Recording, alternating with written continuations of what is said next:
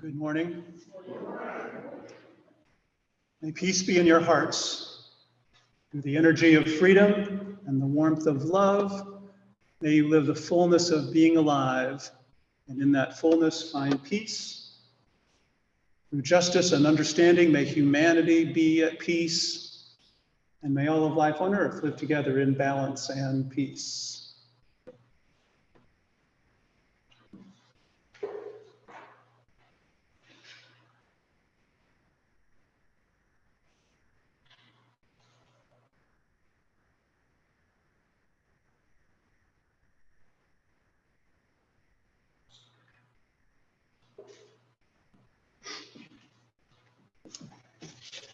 It's good to be with you all this morning. I visited once during the pandemic remotely, and it's nice to be back in person. It's good to see everybody. You can see a little introduction of me on the cover of the order of service, so you can see my background. And we are a Unitarian Universalist congregation, which means to me that we are a support community for people on various journeys towards ultimate goals, such as love, or peace, or union. One of the ways we support each other is by understanding at the same time a kind of a contradiction, that religious life includes freedom and some structure. On the freedom side, like there are many paths to the mountaintop, we appreciate that.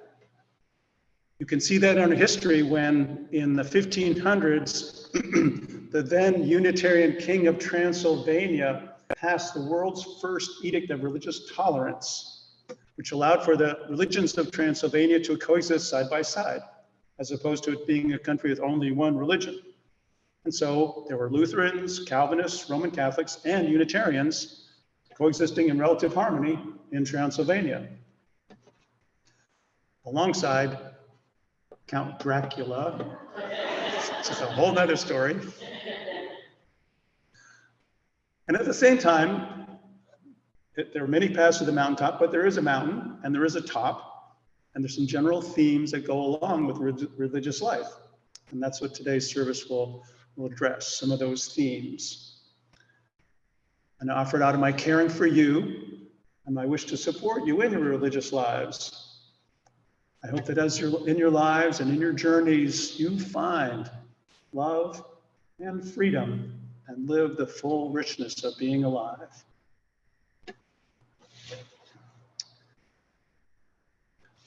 Let's sing together a hymn that sort of is an invitation to the spiritual community gathered here, number 389.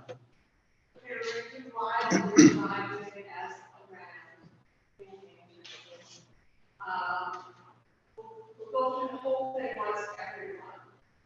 And then that side starts. So again, go first. And you're into it by 2 members. And where you see number 2, then this side will start singing at the beginning. And when you're doing your 2 groups, sing it twice, sing it twice. That means they get to go first for a couple minutes and get to go last. Okay, but we're going to go all the way together once. Okay. Oh, Jim.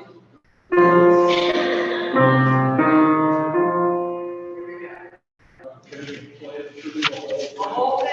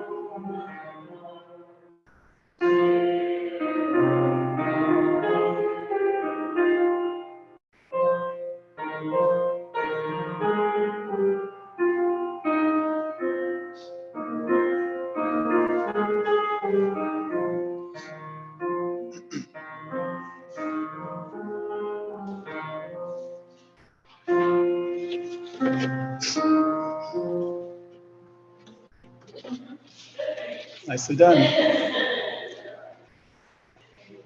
invite you to read together in unison the affirmation and the order of service. Love is a doctrine of this church. The quest for truth is its sacrament, and its service is its prayer. To dwell together in peace, to seek knowledge in freedom, to serve human need, to the ends that all souls shall grow into harmony with the divine. Thus do we covenant with each other and with God.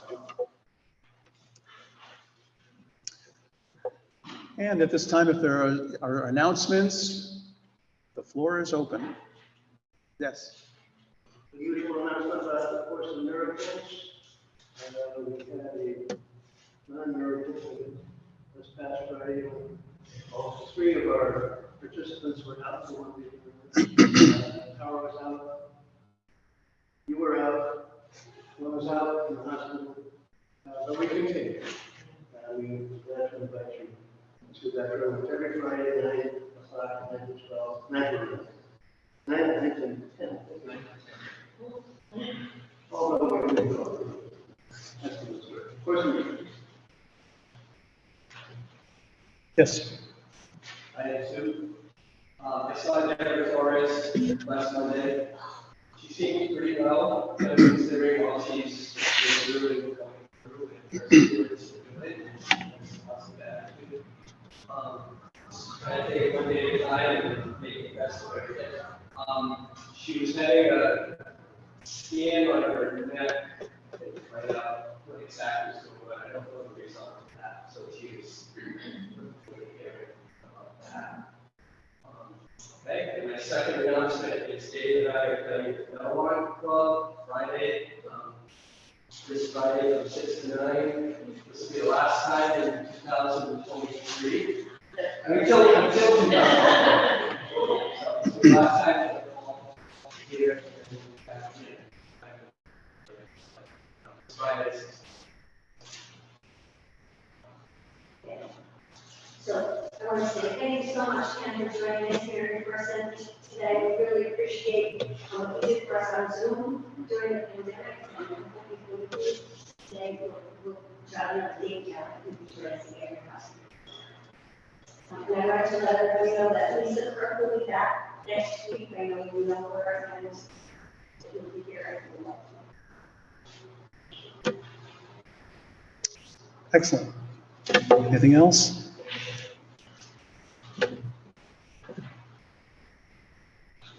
The word spirit comes from the same root as the word for breath.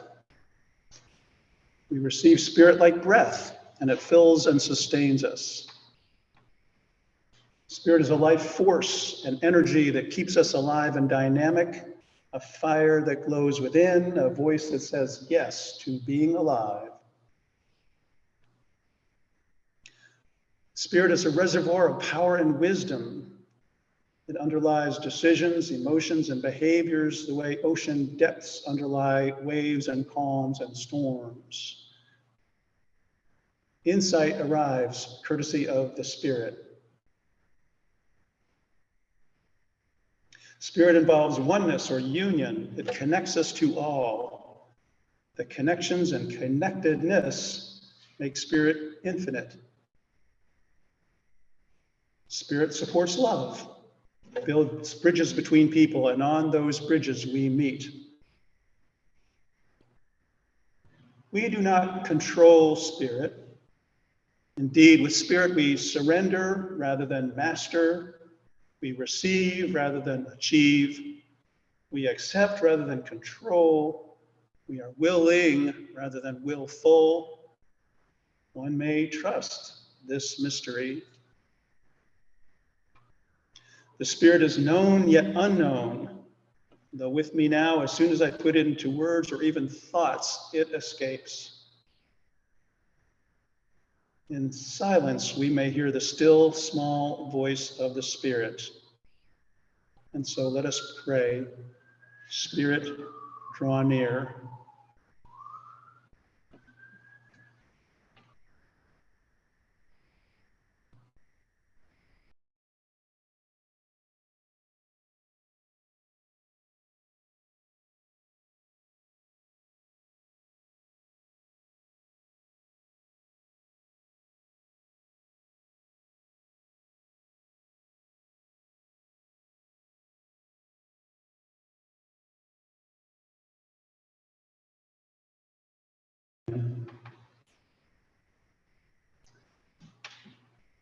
I'd like us to sing another hymn that involves more gratitude for spiritual gifts.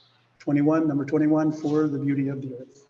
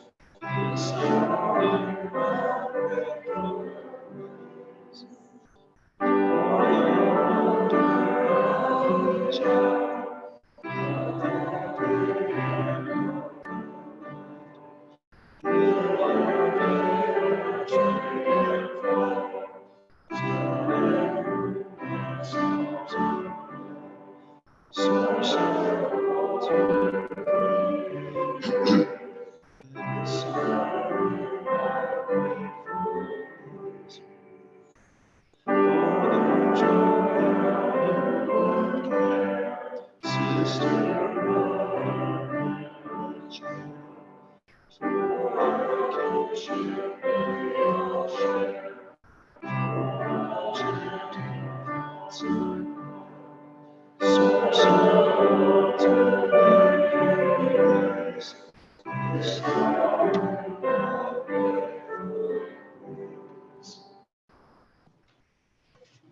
you.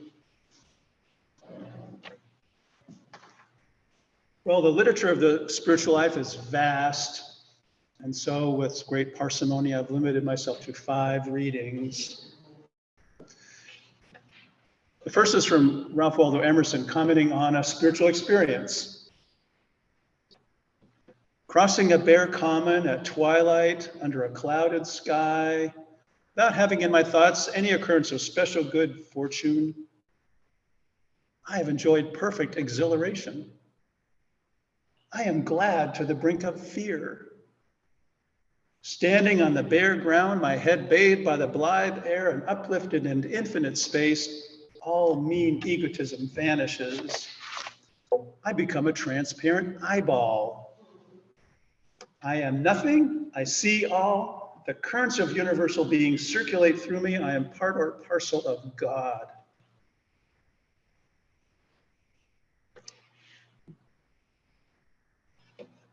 This is a comment on the spiritual practice from Mary Oliver. Let the immeasurable come. Let the unknowable touch the buckle of my spine. Let the wind turn in the trees and the mystery hidden in the dirt swing through the air.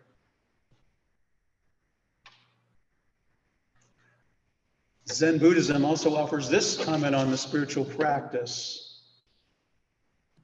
Try not to try. Quit trying not to try. Quit quitting.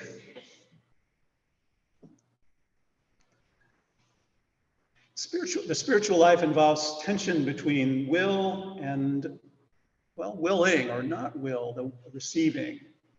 This is a poem by William Ernest Henley, which emphasizes the will part of the equation. Out of the night that covers me, black as the pit from pole to pole, I thank whatever gods may be for my unconquerable soul. In the fell clutch of circumstance, I have not winced nor cried aloud. Under the bludgeonings of chance, my head is bloody but unbowed.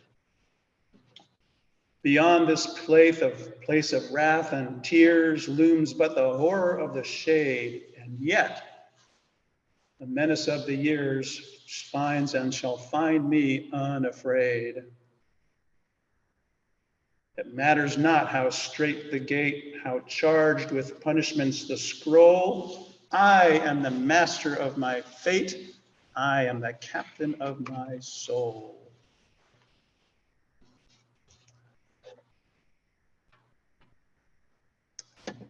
And then my colleague in Unitarian Universalist Ministry, Rebecca Parker, comments on what we receive from the Spirit.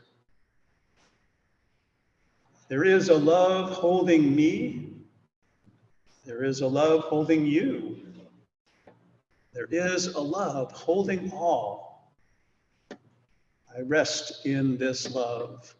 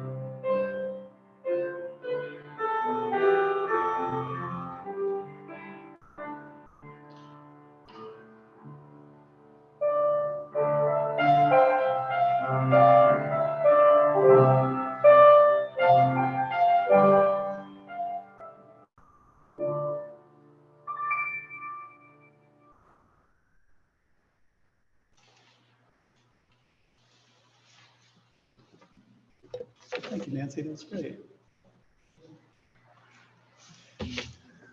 This sermon describes the spiritual life. I offer it hoping to support your spiritual lives and to remind us of the peace the Spirit brings. The spiritual life includes the spiritual experience, an experience of union, and includes an understanding of the Spirit as a oneness, a source, spiritual practice, a cultivation of the spiritual life, a spiritual journey, a quest into the mystery where one receives spiritual sustenance, and the soul, and the organ that yearns for and receives the Spirit. The spiritual life gives support and transcendence. It generates theology, gods and beliefs, and ethical action, peace and justice. In a spiritual experience, for one moment, one shifts from seeing the world as composed of separate components, oneself among them, to realizing the union of all. And in that union, feeling peace. This experience, I think, comes with three intensities, generally. Emerson's was very intense, glad to the brink of fear, transparent eyeballs, currents of universal being. It's a big experience. The Spirit can also slip in like a breath, barely noticed. This has happened to me, maybe you too. Such as on an ordinary walk in the woods. For a moment, I pause in awe. This hillside had no outstanding beauty, just trees, an easy path, and a glimpse of the oneness of everything. If you notice your spiritual experiences, wonderful. If not, they still breathe life into you. Indeed, as a third intensity, without your awareness, Spirit unites you with all. Even if you do not notice a spiritual experience, you benefit from its effects. Spirit is our source of life, love, and energy. If you are alive, loving others, living with energy, you can thank spiritual sources. Spiritual experience can happen in solitude or with other people. Conversing or silent, touching or making eye contact.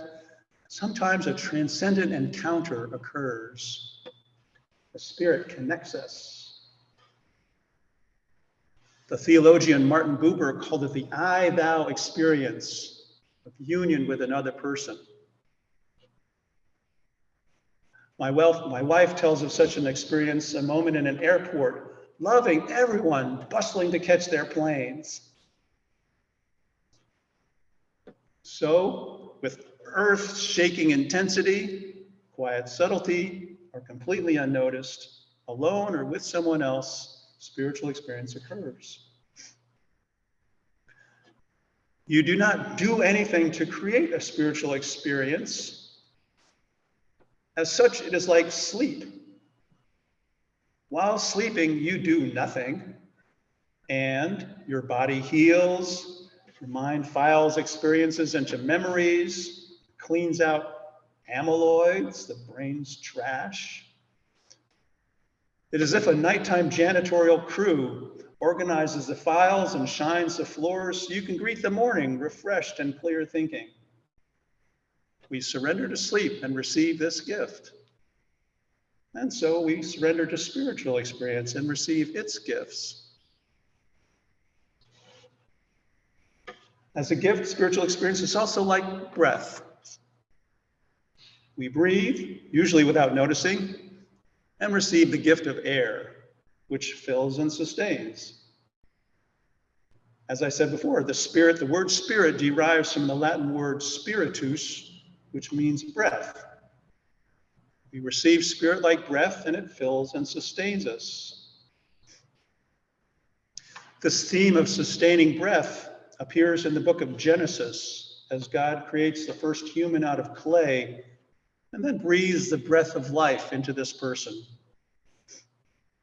So you and I receive the breath of life. Thank you, God. We can cultivate breathing, opening ourselves to the air and receiving it in our bodies that we need. We can cultivate our spiritual lives similarly by opening to the Spirit, i.e., the spiritual practice. Mary Oliver opens to the Spirit saying, "Let the immeasurable come. Let the unknowable touch the buckle of my spine." People then practice meditation, prayer, devotional reading, acts of service. They go to church, sing in choirs, take walks in the woods, go on pilgrimages, fast, gaze at the stars, form human relationships, all to open the soul and welcome the Spirit. Even with a spiritual practice, though, one does not control the spiritual experience. The relationship between spiritual experience and spiritual practice reminds me of a scene in the movie To Have and Have Not with Humphrey Bogart and Lauren Bacall. In this scene, Bogart and Bacall are having a little repartee when Bacall sits on Bogey's lap, calls him a stinker, and gives him a kiss. Bogey, looking uncharacteristically dumbfounded, asks, "What'd you do that for?" Bacall replies, "Been wondering whether I'd like it." Bogart asks, "What's the decision?" Bacall, "I don't know yet," and kisses him again. This time, Bogart is more involved in the kiss. She concludes, "It's even better when you help." The Spirit gives you unexpected smooches from time to time. You do nothing to make them happen, but it's even better when you help. Nevertheless, I cannot command a spiritual experience to occur, at least not successfully. Zen expresses this effortless spiritual practice with a suggestion: try not to try. Relax into the Spirit. Let it breathe its life into you. So the monk, someone like me, earnestly focuses on trying not to try, hoping to get it right. The master sees the monk strain at not trying and suggests, "Quit trying not to try." The monk is confounded. If spiritual experience is not under one's control, what do I do? The answer: stop thrashing. You're buoyant. Just float. That is difficult. So the monk tries to quit trying to try. The master sees this and suggests, "All right, quit quitting. Let the immeasurable come. Allow grace." So confounding when one wants to command the spiritual experience. Wanting the spiritual experience reminds me of a friend out walking on a beach one day and hearing the other beach walker calling out, "Blessings, come." My friend thinks, "Really? So demanding." And the woman, "Blessings, come." And my friend thinks again, "Well, why not? You go, girl. Demand your blessings." And the woman keeps shouting, "Blessings, come." People can long for the Spirit. The soul yearns for its presence. That yearning, lifted up to the mystery, is a sweetly vulnerable part of the spiritual practice. And the woman again, "Blessings, come." As my friend was musing on the spiritual implications of this woman's cry, out from the dunes runs a yellow lab, tail wagging, and the woman greets the dog and continues walking, content that blessings has returned. And the dog lopes off along the surf.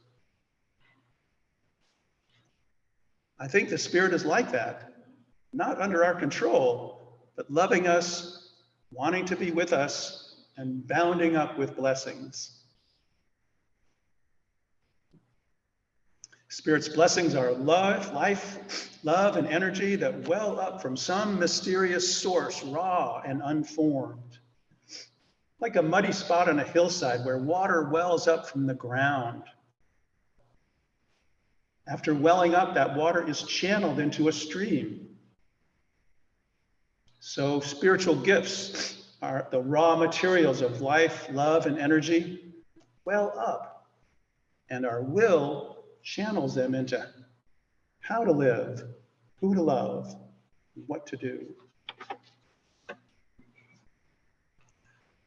To some people, the Spirit or God does everything and controls every action. Their personal will goes along for the ride. It sounds lofty and pious to be so Spirit-driven. When I hear this attitude, I want people to own responsibility for their choices. To others, it is all will. It sounds impressive to have a powerful will, master of my fate, captain of my soul, and so forth. But I'm concerned about such people and their resolute self-reliance. I realize it is unnerving to trust and relax on the Spirit's infinite ocean, it being mysterious and out of our control. And will is what we know, control, and trust. People then work hard to try to be perfect and do enough good deeds to earn peace. That application of will can work for a while, but without opening to the Spirit, I'm concerned that people would strain. It'd be like running a marathon while breathing through a straw. Furthermore, reluctant to yearn for that infinite Spirit which they cannot control, people might direct their desiring energy into something finite, which they can control. A substance, a behavior, an idol, as if that would bring salvation. Worshipping the idols of power and wealth, sometimes people ruthlessly overrun other people, laws, and entire countries to add to their power and wealth. But power and wealth and all other idols do not fill the soul. When focused on obsessively, idols become addictions, harmful to the idolatrous and to other people. Instead, people direct their yearning to the mystery. And sometimes peace, like a happy dog, comes bounding up. Regarding the blessings Spirit brings, it breathes aliveness into us. It gives us a pulse, a vitalizing energy. Tragedy in the world can drain our energy. Spirit recharges us. The Spirit gives us love. Rebecca Parker described a love holding me, love holding you, a love holding all. We all rest in this love. It is a friendly cosmos, helping humanity be friendlier. Related to love, Spirit is about union. Spirit lives in connections, wholeness, and oneness, not separations and divisions. It links us to all and to each other, to the world. On my walk in the woods or Emerson's across the common, there is a sense of oneness with all. Being about oneness, union, no boundaries, the Spirit has an infinite quality. Sane life requires boundaries, but in spiritual life, all is one infinitude. With this union connected to the trees, to the ground, the air, I belong. I am home. And belonging gives me peace. This oneness has ethical implications. If I'm connected to all, what affects others affects me. So I care about my brothers and sisters around the world and want to support them. And such belonging saves. At peace, sustained and supported, at one with all, we are saved. And when you need it most, when on your journey you are lost and alone, when you are almost done and have nothing left, your willpower exhausted, the answers you once had seem wrong, when you do not love but hate, when the night is too dark to see, when you are lost and in a free fall, when you cry a prayer of yearning, I'm scared and alone, Spirit, come, blessings come. This longing like a crack in the impervious will, a crack through which the Spirit can enter. Spirit's loving hands find you and slow your fall. And there you rest, alive and aware. Instead of lost and alone, the Spirit unites you to all and loves you, which saves you. This happened after my father died. I was a kid, 17, and felt lost without him. So I went hiking for a week. During my hike, I passed through 3 consecutive days of rain. On the first day, I felt annoyed. On the second, depressed. On the third day, I realized my life had shattered, and the clouds poured relentlessly, and I surrendered and let the tears pour with the rain, and the trail beckoned me onward, as if saying, this is the place to be lost. There was no mystical moment, yet some intangible support breathed into me with each plodding, muddy step, leaving me eventually at peace.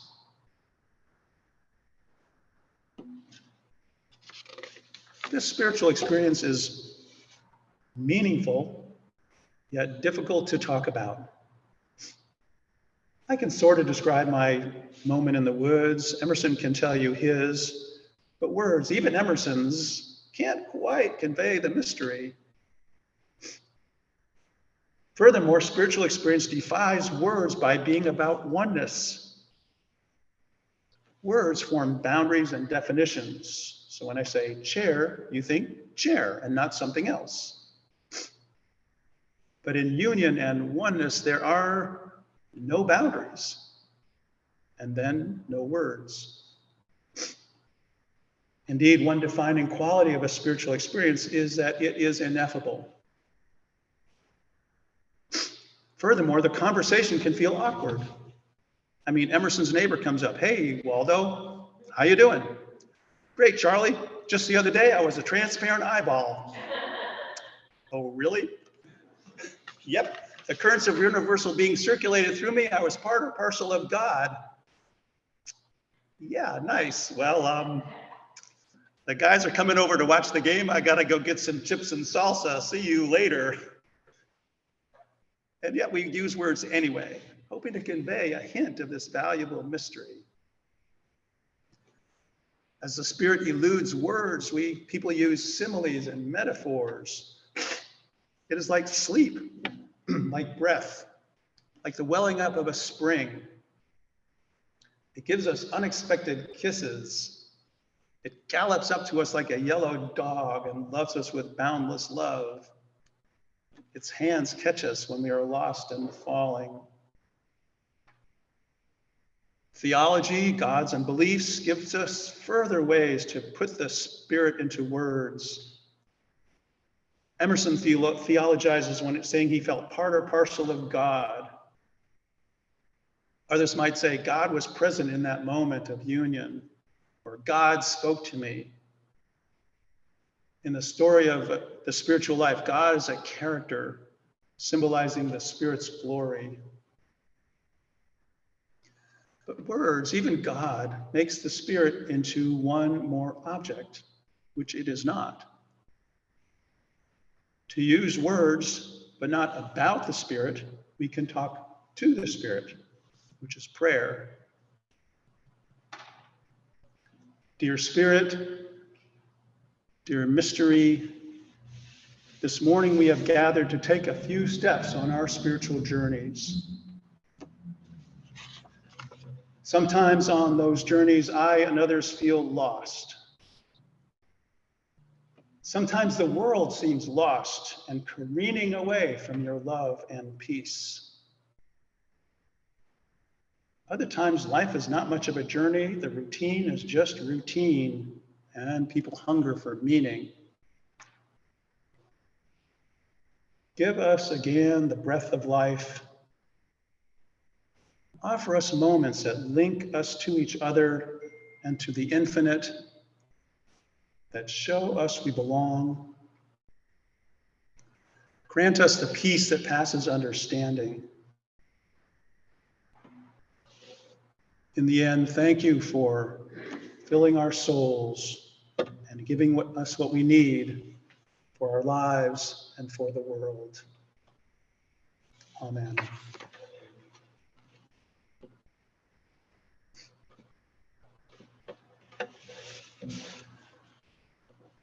Another way we support each other is by having a community in a building and hymnals.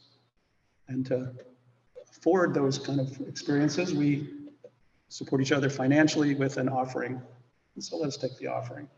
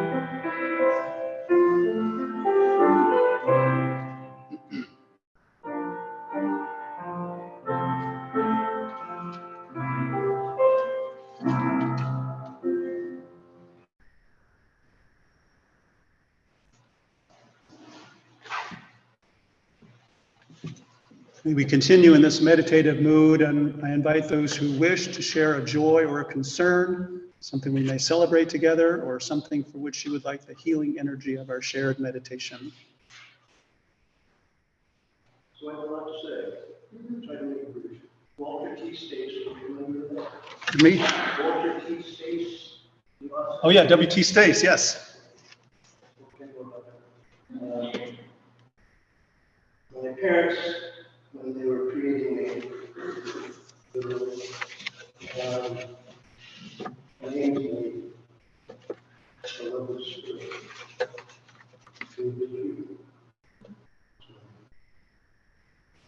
And lastly, in the Bhagavad Gita, there is a passage around page 75, and look at that. This is, I got this from Tom Carr, who's a member of Florence here. Yogastha Aru Karmani.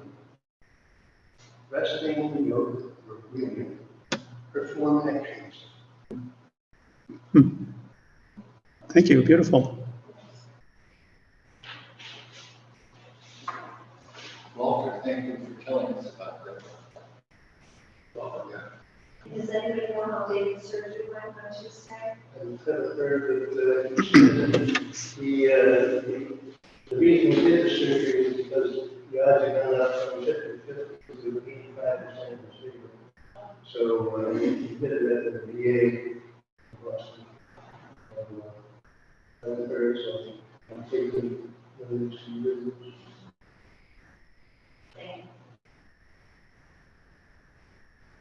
Would you like to speak? My joy, of course, is being here every week at the church and Unitarian with support. I did something this week which somebody reached out to me and called me and said, I need some advice, I need your help. And I said, okay, what can I do for you? And they said, I know you're back from the House of Hope, how you help support. And I need somebody to help me with encouragement. And I said, okay. He said, can you meet me? I said, sure. So I did. What I ended up doing was getting him into a place where he needed to be. Being homeless and being an addict, he was struggling with facing the reality of saying, oops, I did it again, to the person that he didn't want to see again. But he knew that the truth was he had to do the right thing. And I talked to him and I listened to what he had to say. So fortunately, yesterday, I think it was yesterday morning, he ended up getting the help he needed. He went into a program. And after that, he's in fear of being homeless and going to a shelter. So I told him and I hooked him up with the House of Hope and some other people that will help him in the right direction and get him, the food stamps and stuff, everything that he needs as a person who struggles. But it made me feel good knowing that I did something I think God always asked me to do, which I ignored. And I helped him and I got him to where he wanted to go. And that felt really good. And the other thing I have concerns about is, unfortunately, I still haven't been able to find my family down in Florida.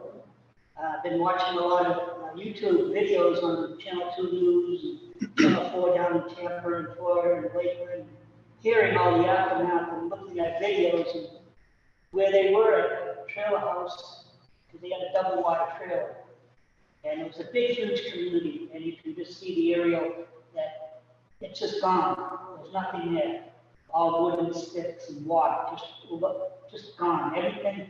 So I've been reaching out to leading numbers of community centers and numbers I've been finding, and hoping and praying that something will turn around.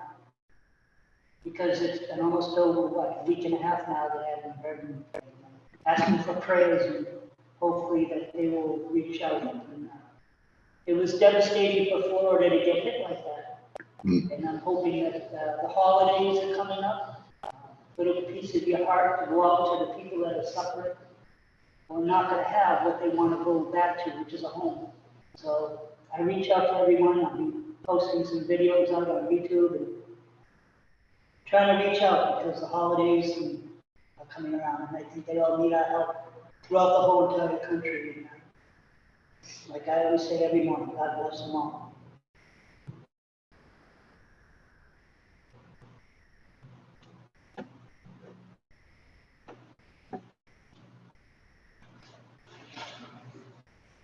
A couple of days ago, I was down visiting Kevin McKay and Ross and the old lawn farm that they want to get rid of, so I called them and it's feeling a bit better. She has some sort of serious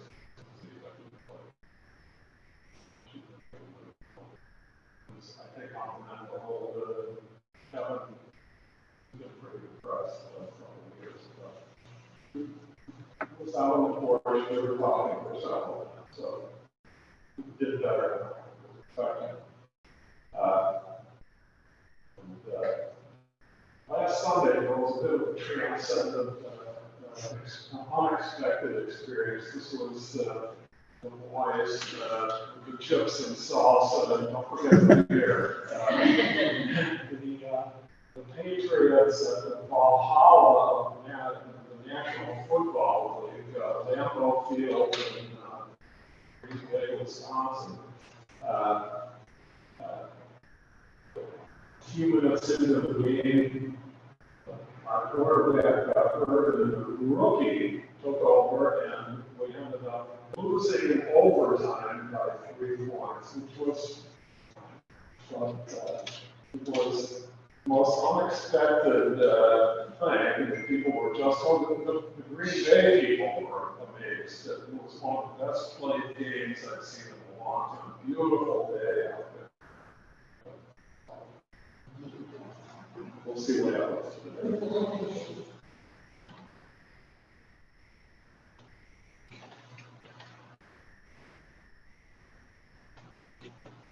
We are mysteriously connected as a community. From this community, may you draw strength and support on your journeys. I'd like to conclude with a hymn, Lone Wild Bird, number 15, which is kind of another invitation to spirit.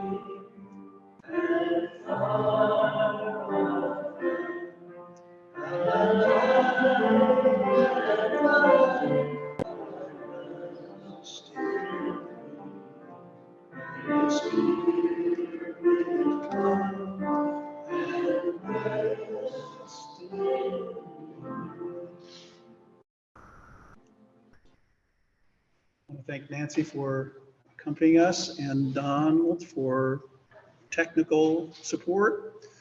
Also Richard, who helped me sort of with the order of service and what to do today, so I wouldn't be totally lost and at sea. Thank you, Richard.